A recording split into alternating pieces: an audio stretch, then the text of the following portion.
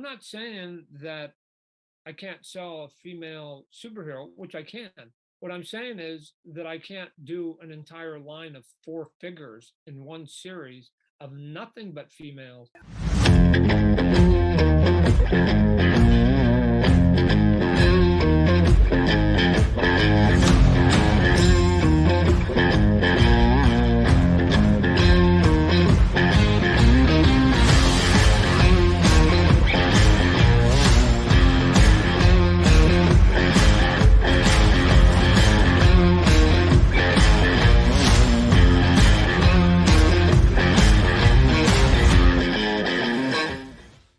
Hey again, everyone. Welcome to Infinite Realms. Today, I'm going to take a look at the one a lot of people have been clamoring to see. I mean, people usually when they do their reviews on Series 3, this is the one they start with.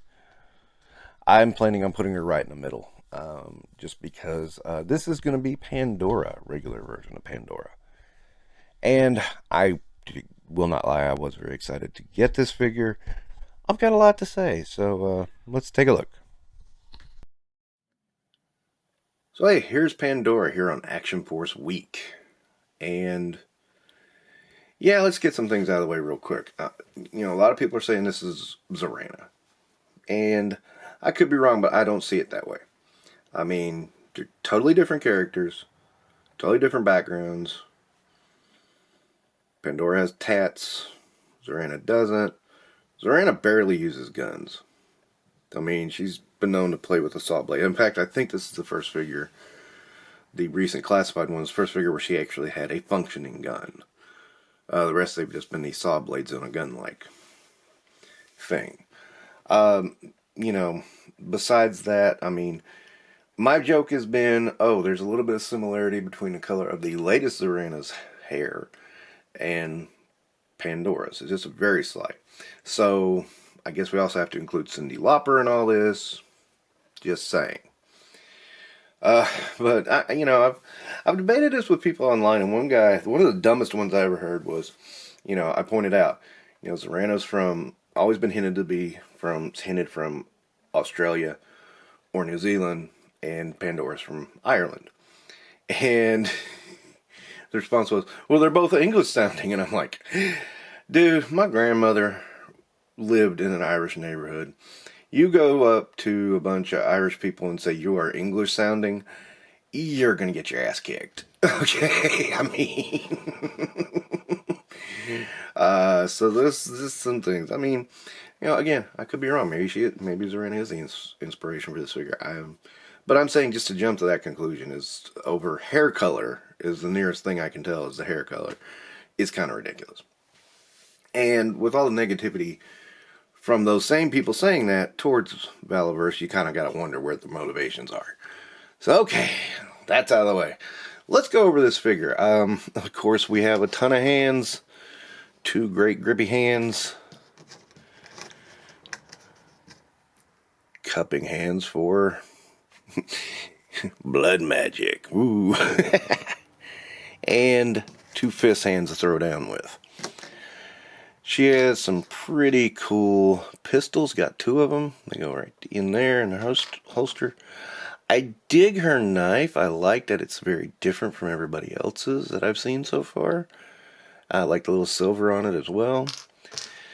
And I've said it a couple of times. I'm almost certain this is supposed to be a kama, which is a martial arts weapon. It looks like a kama. A lot of people are just calling it a plain sickle, but sickles don't have that short of a handle. Yes, kama is based off a sickle, yes. Right. As are most martial arts weapons. They're based off of farming implements, so that you could walk around with them and nobody would know. So, yeah. I'm almost certain that's a kama, though. I mean, it's just the curve of the blade, and the curve of the handle, and the curve of the blade. I've seen kamas like that, so I'm almost certain of it. And this gun, I have heard this called many things. At first I thought it was an Uzi, but I realized it wasn't. I think somebody told me it's an M1 or an M2. I don't know off the top of my head, but yeah, it's okay. I think I'm going to give her another gun later when I figure it out. So that's all of her accessories. Really awesome. Let's get to seeing what the figure can do. And once again, I am always very impressed at how stable these figures are. They stand on their own even in some pretty crazy poses. I like it. I love it. It's pretty unusual in this day and age to see, especially with loose ankles and everything else. And I do think she looks better with the scarf on. I don't know, just brings out a little more personality in her. I really do like it. And there has been a lot said about her tattoos. I just wanted to get a really close-up look at the tattoos on her upper arm. They are really nice. I will point out both this one and my Bloody Pandora. The left bicep is a little bit loose. It's not as bad on the regular Pandora, but it's still there, and you can still tell. So something I haven't seen anything mentioned about it online. Don't know. It's kind of weird that it happened to two figures that probably were done in two different runs, because one's a variant. So that's kind of weird to me. But just wanted to be upfront about it and make sure everyone was aware of it. And of course, this is the tat on the back of her head. Really unique. I mean, how often do you see anyone get a tattoo on the back of their head? I mean, it's become, some people do. But it's not something that's very common. So, yeah, I just wanted to point that out. I thought it was a really cool detail. It makes her look more punkish, if you must say so.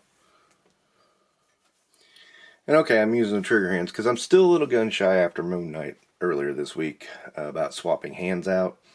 I know it's stupid. Just understand I wanted that figure for maybe 5 years, and finally felt like I got it, even though I paid a heftier price, and then boom, he just meh. Anyway, this is not about Moon Knight. This is about Pandora. And, again, I just dig the look of the figure. I dig the story behind this character. It's really just awesome. I just can't seem to say enough about how much I dig this figure as she is. Now, as you zoom in, you can see the scar on her face, and of course goes around the other side.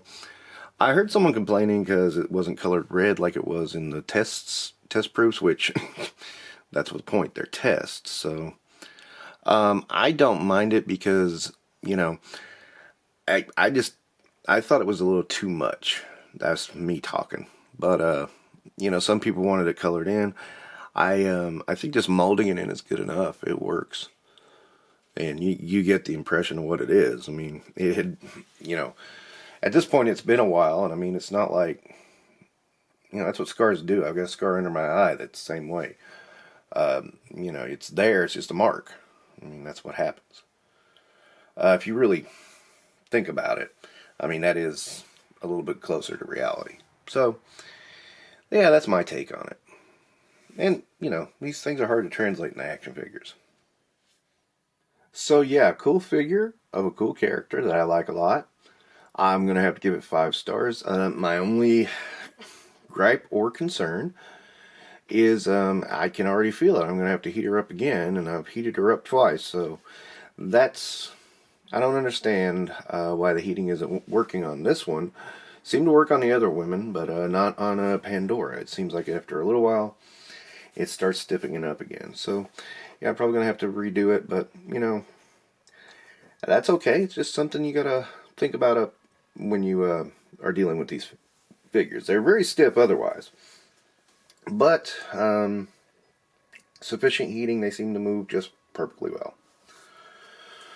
Okay, so that's going to wrap it up for Infinite Realms. I don't know what order I'm putting these in, so this might be like way out of order. I'm not sure. I'm just going with it and filming and real quick, and then I'll figure out the order as I go. Okay. Don't forget to like and subscribe, though, and enjoy the rest of Action Force a week.